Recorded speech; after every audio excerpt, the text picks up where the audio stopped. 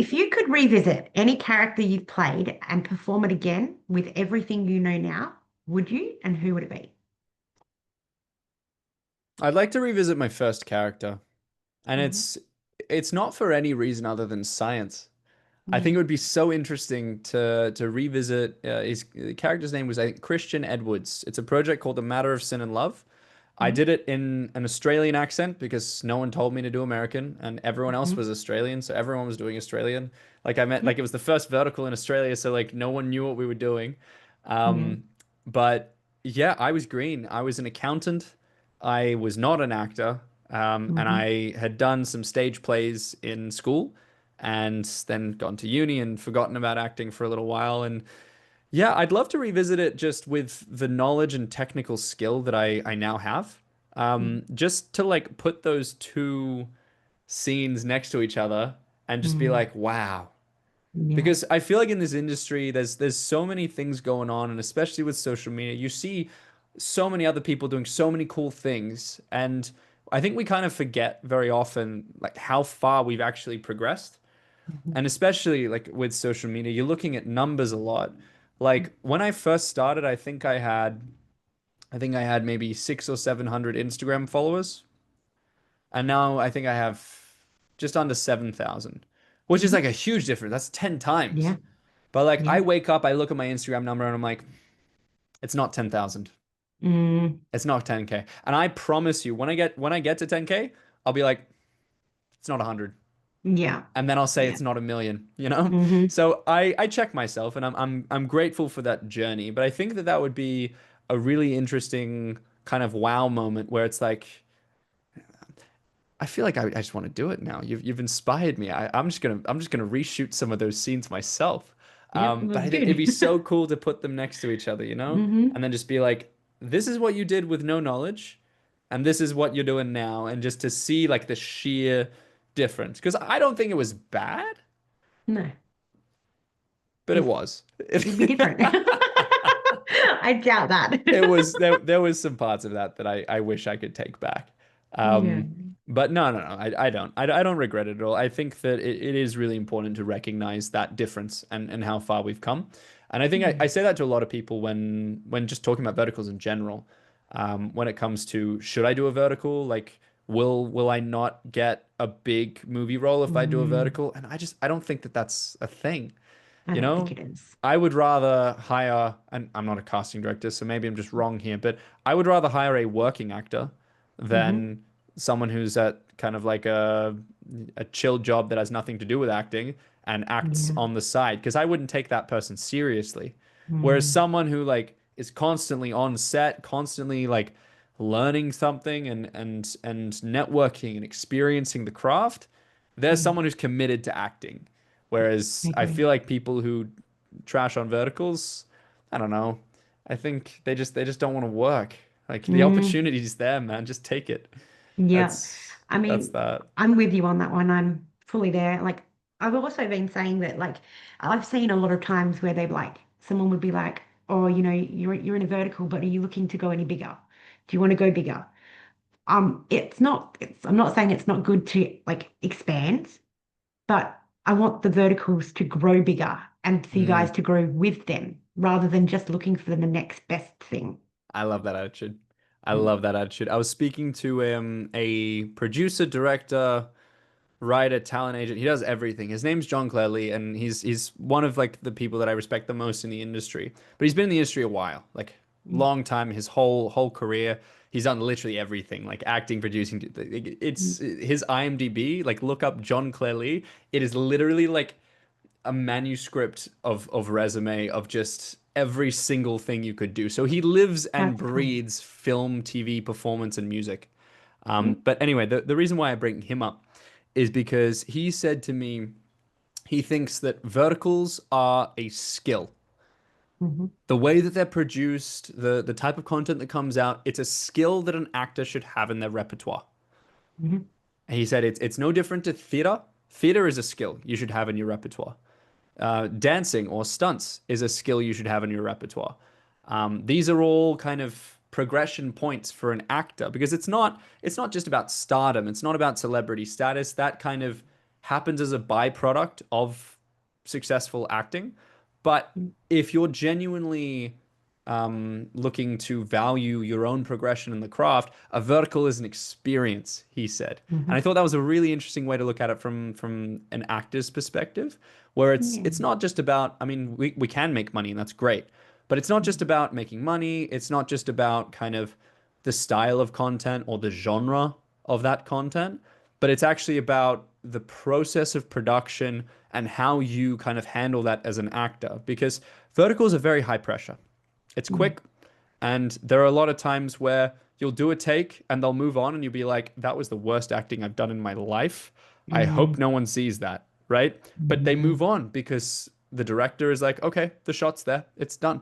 It doesn't Yeah. have to be Oscar worthy every single time. And the reality is it usually isn't because Yeah. we don't have the time. We've got to do our Yeah. best. But that's a skill in itself to Yeah. nail that first take because other actors, they're going to be used to kind of working into it. And Yeah. how great if you can go onto a feature film like a big movie set and nail that first take. How impressive would that Mm-hmm. be?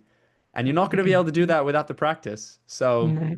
I think that looking at it that way as this is like an acting class we get paid to go to. That's Mm-hmm. pretty cool. That's pretty Yeah, I mean, awesome, you know? that's another thing that frustrates me is the comments sometimes going, "Oh, that acting wasn't good," or "that acting." I'm like, they don't have time. You know, you Mm. can't compare a vertical to a big production because they're sitting there for months doing one scene where you guys And the get 5 minutes. CGI and the rehearsal days, Mm-hmm. you know, we're Yep. like walking in on the day, we're handed a fresh set of lines that like have completely Mm-hmm. changed from what we practiced the night before, if Yep. we even got the script the night before. We walk Yeah. on set, we say the line, we're like, ah, oh, can we go again? They're like, no, no, no, we got it, we're good. Mm-hmm. Yeah. Which is why I'm What like, can we wait, do? don't say that.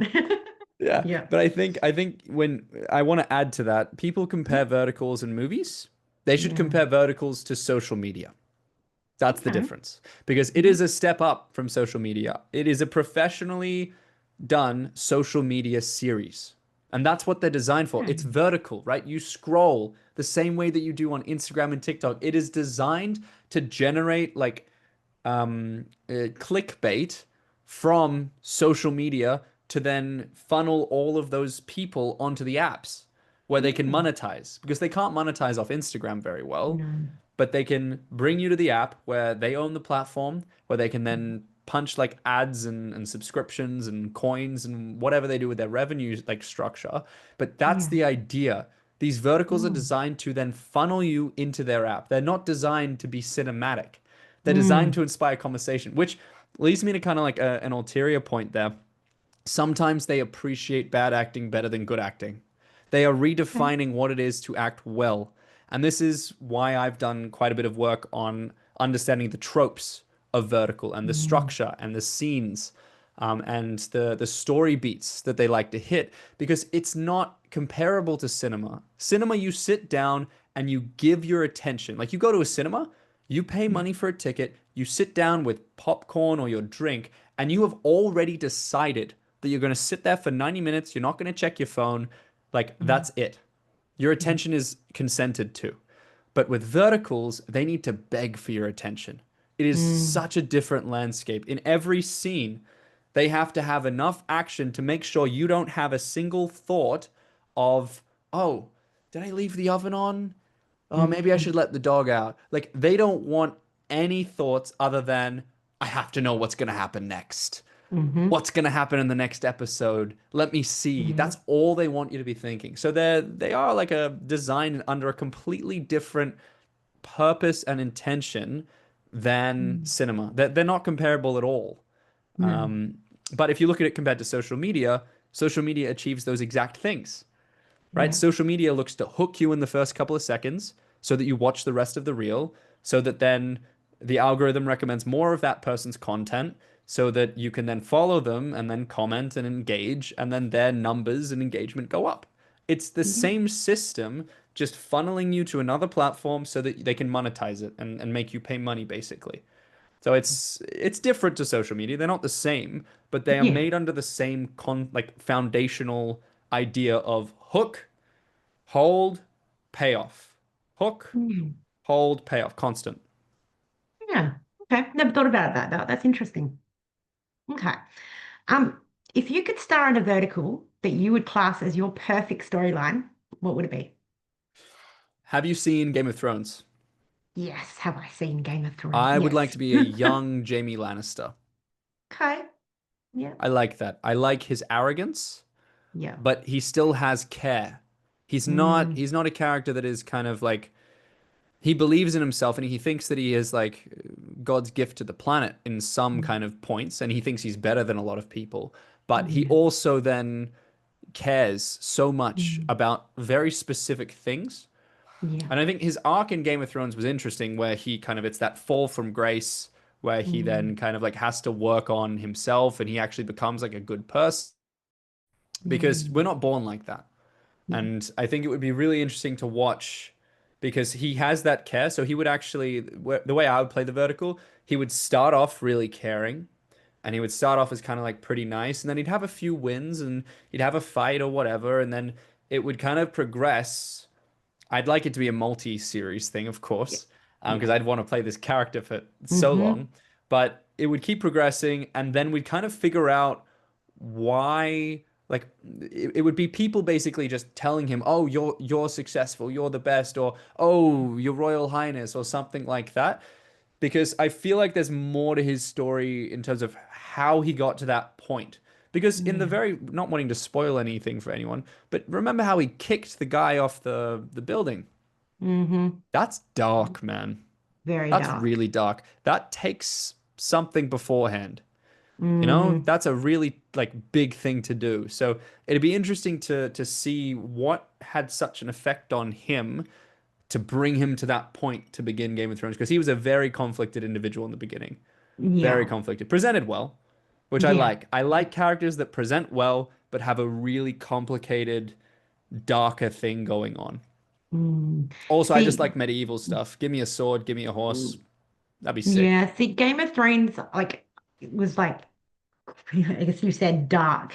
And that's like, there was a lot more gore than I like, but I couldn't Okay. turn it off.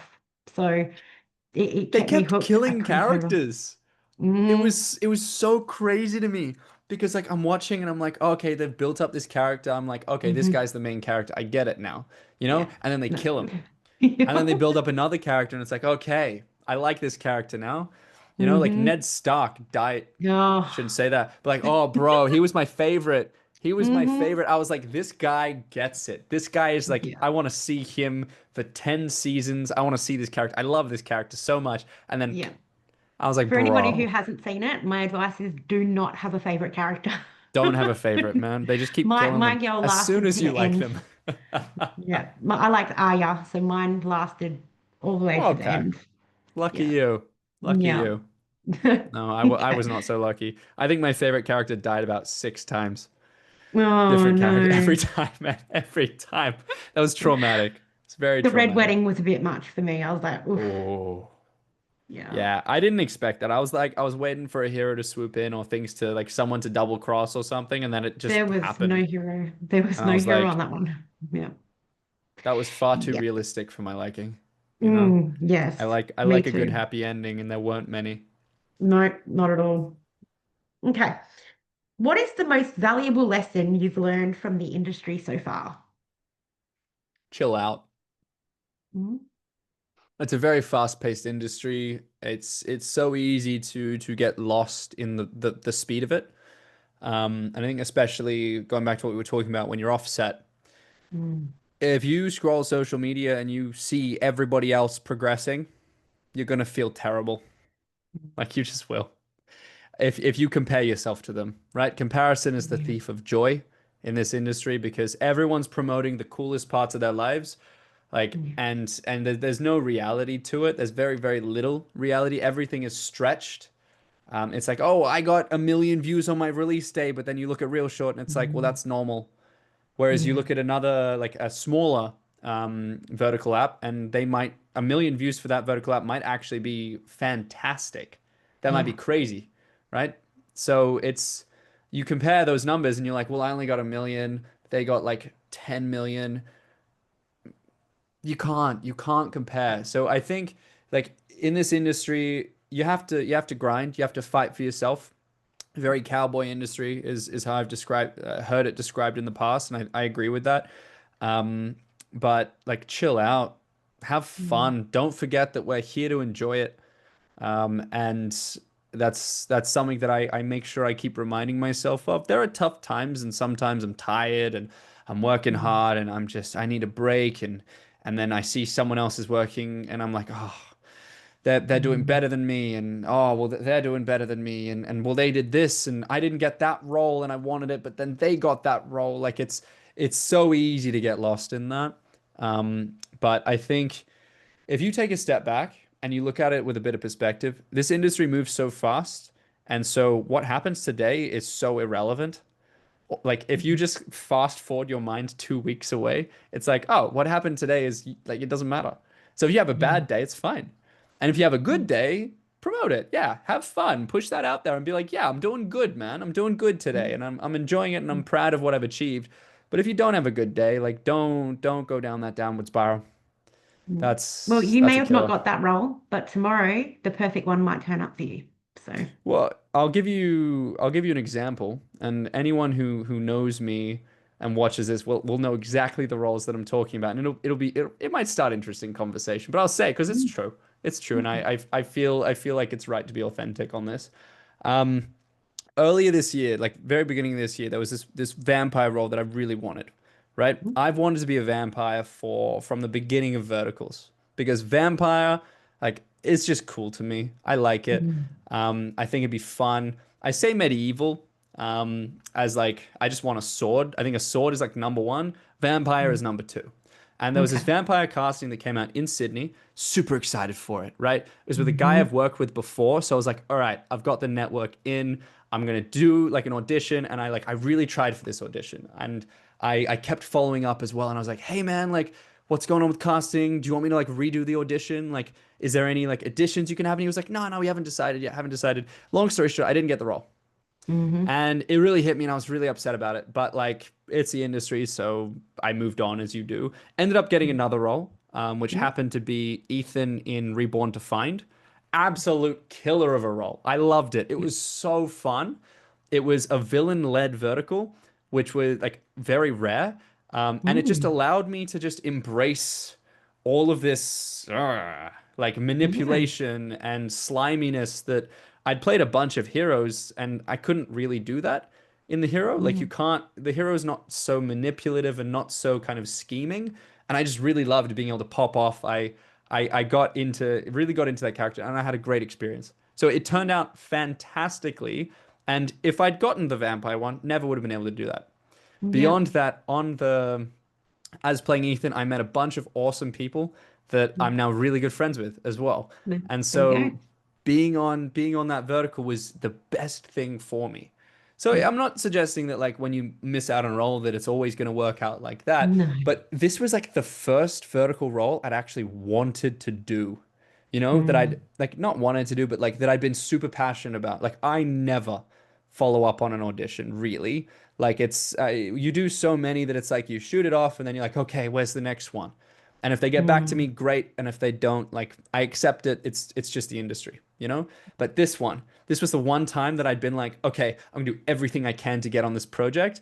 And then I didn't get it, and it was like, oh, it hurt Yeah. at the time, Yeah. but like it was such a good thing.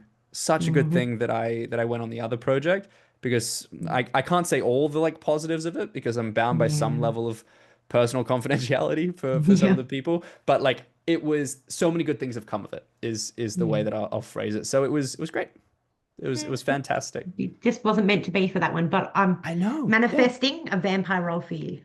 Yeah, one of these days, dude. It Vampire has been the single most suggested project for me by anyone who's met me, whether they're Mm. in the vertical industry or not. They've been like, "You'd make a good vampire." I see that, and I'm like, Well, give it to "Don't me. tell me. Yeah, tell T- them. tell old mate who didn't cast me." Yeah. Yeah. I'm Well, I'm sure there'll be hopefully, one eventually. I'm hopefully you'll sure. get We'll one see. soon. Yeah, one of All these right. days. I have two more questions because I don't want to take up too much of your time. You're But fine. what makes a scene unforgettable for you? Do you mean unforgettable in post or unforgettable in terms of the experience as an actor? Like the feeling, like yeah. So you're like when you do it, or when you see somebody do it, and you're like, wow, I'm never going to forget that, like type Hmm. thing. Yeah, very, very big question. Very big Mm. question. I don't think my answer is going to do it justice. That's a big question. Okay. Huge. I don't really know how to answer it. The one thing I did come up with, just thinking about it, is the chemistry between the actors. And Mm. I'm not just talking about romantic chemistry. I'm not just saying like it has to have that kind of sexual vibe to No. it. But I think that the trust that the actors have for each other, when Mm. I work with actors that I really like friends basically, when I work with my friends, we make fantastic scenes. Even if Hmm. like the script and the production is kind of like pretty boring, we'll make something of it.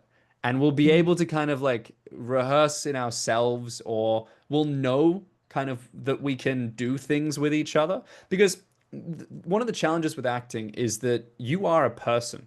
I'm still Mm. me, and I'm pretending to be someone else, just as the Mm. person across from me is still them, but pretending to be someone else. For me to go and kind of touch them, or kind of even if it's just a very casual kind of like tap on the shoulder, I need permission for that. That's not something I Hmm. can just do. Whereas my Mm. character, he might find that totally acceptable. And he Yeah. might have a relationship with the other character. And so you kind of have these two levels in the Mm. acting it's a bit of a challenge.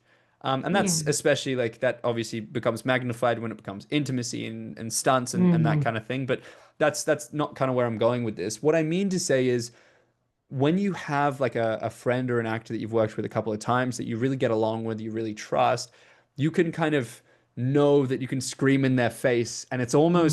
it's almost fun in Yeah. that respect. Whereas if you're doing that to someone you don't know, you're kind of worried and you're like, oh, like, are you okay? Like, I don't want to do anything to Mm. make you uncomfortable, that kind of thing. So I think unforgettable scenes are much more likely to happen when you have strong chemistry, when you Yeah. know and you trust your co-stars. And I think that that also like extends to the camera operator, and you trust the director, and you trust that everyone in the process is kind of gunning for this scene, you know? And I think that that trust also creates confidence. And Yep. confidence is 80% of the job, you know? Yep. If you're confident and you know that what you're doing is going to be good, or you at least have the belief that what you're going to Mm. do is going to be good, that's going to be 100 times better than if you do it thinking, this is terrible. I don't know why I'm here. I don't know what I'm doing. Like that's when you get nervous, and that's when you kind of Hmm. mess up your lines, and that's where you don't do the things that you should be doing to make the scene unforgettable. So I Yeah. think that it transcends not just the actors. I think that's the most important in terms of chemistry.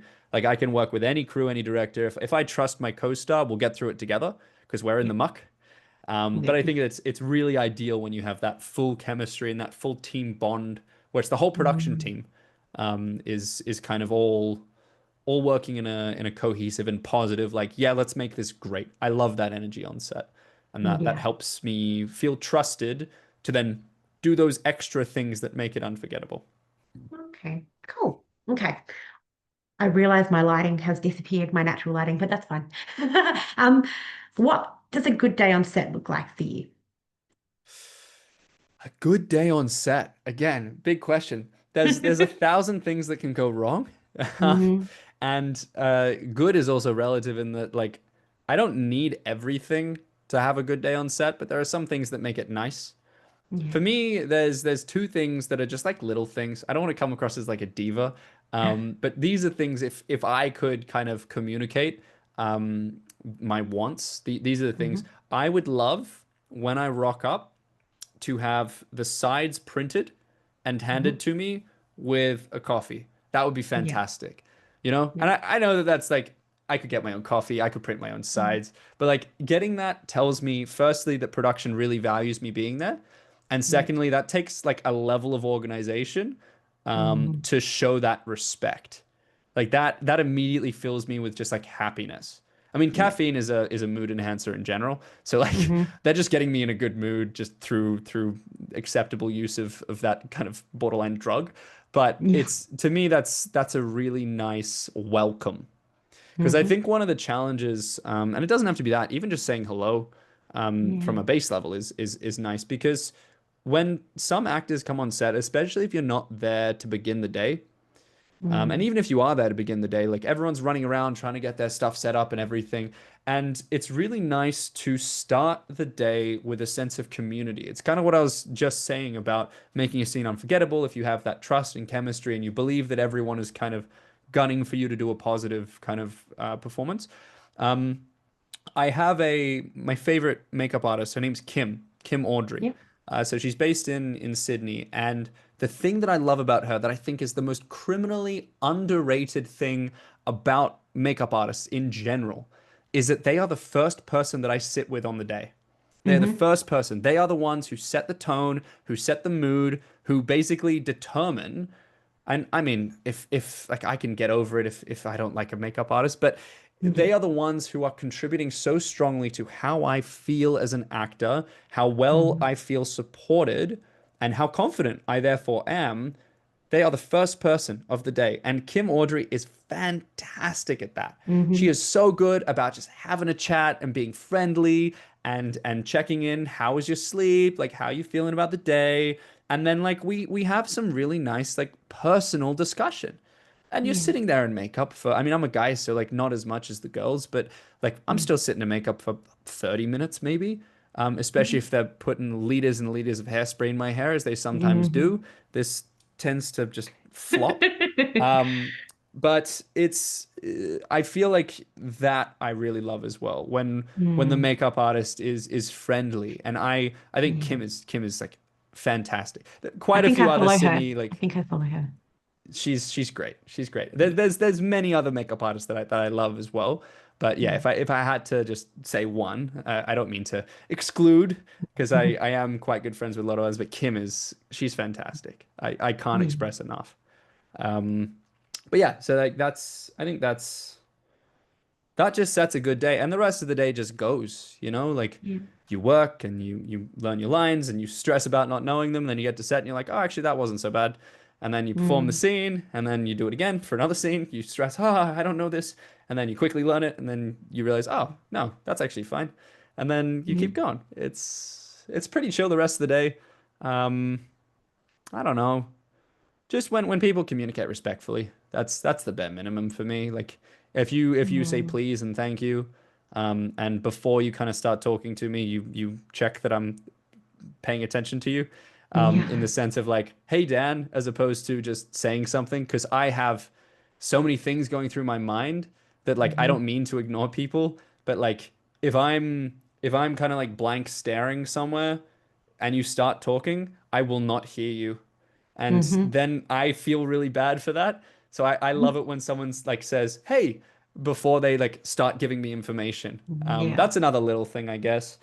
But I obviously try and keep myself awake, Yeah. in case that happens. But yeah, I like that. That's a personal thing. Mm. Um, yeah. Other than that, I think like it's just so long as people are chill. That's the Yeah. main thing. Before I started these interviews, I didn't realize how much food was a big factor when it comes to people's day. Yeah, that's Mm. true. I mean, I'm a caffeine junkie. You give me Hmm. caffeine, I can handle whatever else, I think. Yeah. That's my thing. Food, I mean, I'd love a burger. Yeah. I love some chicken. I Yeah. love a steak, but I Yeah. can't be too picky. Yeah. As I think long the as it's coffee, variety of I'm it good. Coffee's was the more huge. thing. Like they don't just like it when they just order pizza. Like there has to be like nutrition there as well, I think was what they Yeah, were no, going that's a for. big thing, especially for keeping the physique. I mean, Mm. for guys, it's a different diet to the girls, and but it Yeah. all they're both like equally valuable in what those diets need to be. But yeah, for me, it's a big challenge when they order pizza, for example. Pizza is just a ton of carbs. It's Hmm. a ton of carbs in the bread. It's a ton of fats in the cheese, and the Yeah. oils and all of that. And then there's these little tiny bits of meat on it. That's the Hmm. protein, and the meat is like pepperoni, which is insanely processed. which is Processed, like yeah. not a terrible thing, but like it doesn't have much protein. So No. when I'm trying to remain as chiseled as possible, and I don't have the time or the energy to order my own food, and even if you order Hmm. takeout, like takeout's usually still not that Processed. good in terms of like Yeah. nutrition and that. It does become a challenge. And it's a give and take. Like I can have a Mhm. pizza sometimes. It's not an issue. Yeah. But yeah, it's a challenge sometimes where the expectation is that I have a particular physique and Mm. then there's no support or understanding of maintaining that physique on set, Yeah. which is where Yeah. you happen to spend most of your time, especially if you're going back Mm. to back shoots. Like I've been really lucky that the last, I think 2 weeks, it's been about almost 2 weeks since I came back from my most recent China trip. And that was like a month. So for a month, like I was eating their food and it was basically just chicken with pepper and lettuce. That was basically all I ate for a month.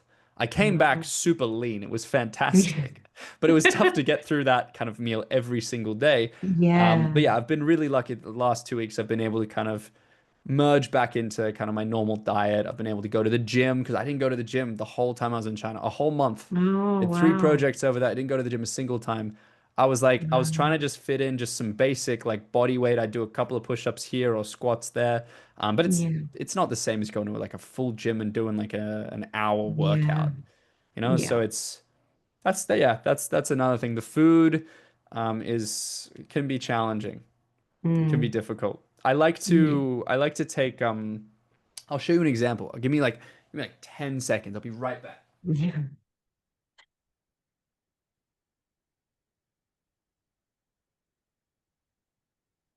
Okay. So, this is not sponsored, though I would like to be sponsored. So, if Musashi Yeah. is watching and listening, please sponsor me. Every time I go to China, I take like a bunch of these. Oh, yeah. So, this is Yeah. a Musashi high protein bar. It Hmm. has 45 grams of protein in it. Nice. 45. That's Most good. like most meals sit around that like 15 to 20 grams of protein. So this is like Mm. 2 meals worth of Wow. protein. And what I'll do is I'll just have one of those every night before I go to bed. Yeah. And so if I've had kind of like terrible calories, because if they order pizza, right, I could just have one or two slices. Calories wise, it's okay, but protein wise, nothing, Hmm. right? Okay. Fantastic. I love these. And it takes me like it's tough to get used to. These are Yeah. literally a brick. It is Yeah. just a brick of protein and Hmm. they taste okay. But Hmm. I'm used to them now, so it's not so bad. But yeah, taking those to China especially because China it's when you're traveling, it's really hard to order food and the right food and like I said, getting takeout like usually the takeout is just as bad, and Yeah. it's not much better. So these are a fantastic way that I cope through it. Um, yeah, love them. Absolutely love them. So I had those on my China trip. So we weren't starving ourselves, which was good. Good. That's good. All right. Well, thank you so much for taking the time to have this interview with me today. No, I appreciate you taking the time yourself. It's been a pleasure. No problem. All right. I will chat to you again very soon. Cool. Talk soon. Okay, bye.